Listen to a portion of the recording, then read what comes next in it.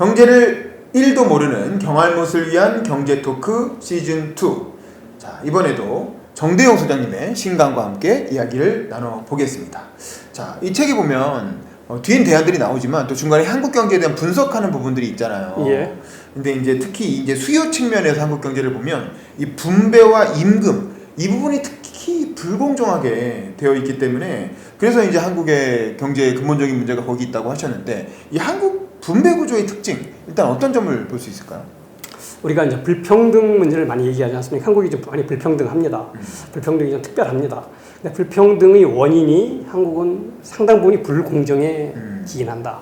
미국하고 제가 많이 비교를 하는데 미국도 굉장히 불평등한 나라입니다만은 미국은 불공정이 경쟁 때문에 과도한 경쟁 때문에 그런데 한국은 이 불평등이 법과 제도의 불공정이나 특혜 때문에 그렇다 이렇게 얘기합니다. 이렇게 하고 또 하나 또 우리 불평등이라든가 불공정 문제가 있는 게 미국은 상위 0.1%나 1%의 불평등이 심합니다. 그래서 뭐 상위 1%를 개혁하자 이렇게 나오는데 한국은 상위 1%보다는 상위 한 10% 정도 또는 20% 정도 상당히 꽤 많은 사람들이 특혜를 받고 있다. 그러니까 상당히 주변에 많아요. 우리 특혜를 받는 사람들이. 물론 뭐 재벌부터 시작하고 부동산 많이 가진 사람, 성공한 정치인, 그 다음에 쭉 내려오면은 뭐 관료들 있고, 교수, 의사, 공무원, 공기업 직원, 또는 뭐 대기업 정규직까지 상당히 많은 사람들이 불공정한 특혜를 받고, 조금이나마 받고 있어서 저기 불평등을 만들고 있다 이렇게 생각합니다. 이게 특징이죠. 개혁하기 굉장히 힘듭니다. 미국보다도 더. 그렇죠. 사실 그런 불공정과 불평등을 개혁하겠다고 해서 집권한 게 바로 현 정부, 문재인 정부라고 할 수 있고 소장님도 사실 또 그 선거운동 과정에서 조금 참여를 하신 걸로 알고는 있는데 어떻습니까? 문재인 정부가 그래도 이제 4년이 거의 끝나가니까 이제 5년이 다 돼가니까 돌이켜 보면 뭐 초기에 소득주도 성장이라든가 뭐 최저임금을 올린다든가 뭐 이런 방식으로 나름대로는 이제 불평등을 개혁하려고 노력을 했던 것 같아요. 근데 지금 4년을 돌아보고 평가를 한다면 이건 뭐 잘했다고 봐야 될까요? 잘못했다고 봐야 될까요? 뭐 이게 뭐 문재인 정부만의 문제는 아닌 것 같아요. 노무현 정부 이후 뭐 이명박 정부나 박근혜 정부나 문재인 정부나 사실 경제 문제의 어떤 구조적인 개혁을 한 건 하나도 없는 것 같아요. 없죠. 그러니까 크게 바뀌기 없이 그대로 뭐 흐르고 있었던 것 같습니다.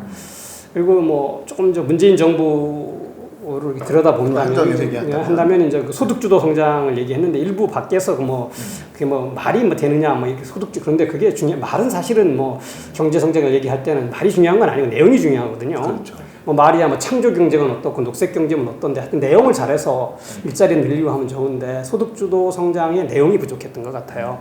내용이 주로 핵심이 뭐 공무원 늘리는 거하고 최저임금 인상하는 거 두 가지였는데 공공부문 일자리 확대 그리고 최저임금 인상. 근데 공공부문 일자리를 확대하는 건 좋은데 확대하려면 전제 조건이 뭐냐면 공공부문이 임금이 높기 때문에 임금을 낮추면서 사람 수를 늘렸으면 꽤 괜찮은 정책이 됐을 겁니다. 근데 그냥 그러니까 임금을 낮추면 어떤 기득권 포기를 시키지 않고 사람만 늘렸기 때문에 국민의 집만 키우는 아주 잘못된 정책이고요. 그러니까 공무원도 월급을 깎으면서 인원을 늘렸어야 되는데 그렇죠. 공무원 월급 못 건드렸잖아요. 네, 그렇습니다. 그 공무원 100만 명인데 가족들까지 생각하면 아니 그러니까 엄청 최소한도 기존 공무원은 그대로 두고 새로 뽑는 공무원부터라도 이게 복수 체계를 완전히 바꿔서 직무급 체계로 돌아간다든가 이렇게 해서 바꿔서 좀 많이 뽑으면 괜찮은 정책이었을 겁니다. 저도 그런 정책은 지금이라도 필요하다고 생각합니다. 그리고 이제 최저임금 문제인데 이거 당연히 올라가야 되는데 길게 봤어야 돼요. 긴 호흡으로. 그러니까 조금씩 오래 가야 오래 올려야 많은 사람이 혜택을 보거든요. 그러니까 확 올리고 그 다음에 못 올리니까 그러니까 뭐 자영업자는 죽겠다고 하고 적응할 시간도 없고 그리고 또 하나는 뭐 잠깐 그때 혜택을 본 사람은 있지만 나머지는 오히려 알바 자리 같은 게 줄어서 더 혜택이 줄고요. 그렇죠. 그러니까 이것도 그냥 길게 뭐 좀 뭐 5년 10년 보면서 한 7, 8%, 10% 이렇게 꾸준히 올렸으면 지금도 계속 올릴 수 있을 거고요. 자영업자도 이렇게 저항을 적게 하지 않았을까, 저항이 적었을 거라고 생각합니다. 그렇군요. 그리고 또 노무현 정부 후반기에는 뭐 그 뉴딜이라고 해가지고 뭐 스마트 뉴딜, 뭐 그린 뉴딜, 뭐 휴먼 뉴딜 뭐 이런 표현을 요즘 만들어 쓰더라고요. 그렇게 해서 나름 이제 이렇게 공급 분야 정책을 좀 쓴 것 같은데 그런 그 정책은 어떻게 생각하셨어요?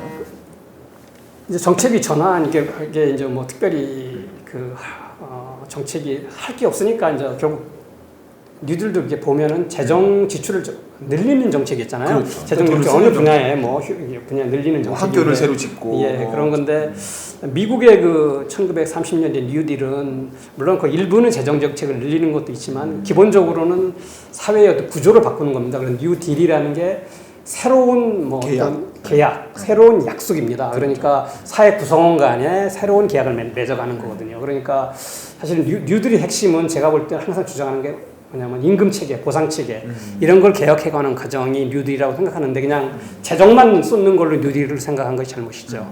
그렇죠. 그냥 미국의 무슨 뭐 테네시 댐 증거 이런 S1 댐 뭐 이걸 뉴딜로 그냥 생각을 했다는 그건 일부분인데 아주 일부분입니다. 실제로는 이해관계를 조정했어야 되는데 그렇죠. 그 부분은 건드리지 않고 일방적으로 돈만 썼다. 예.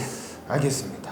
자, 그 문재인 정부에 대한 평가는 이 정도로 하고요. 그러면 앞으로 어떻게 해야 될 것인가? 그 대안에 대한 이야기는 다음 영상에서 나눠보도록 하겠습니다. 감사합니다.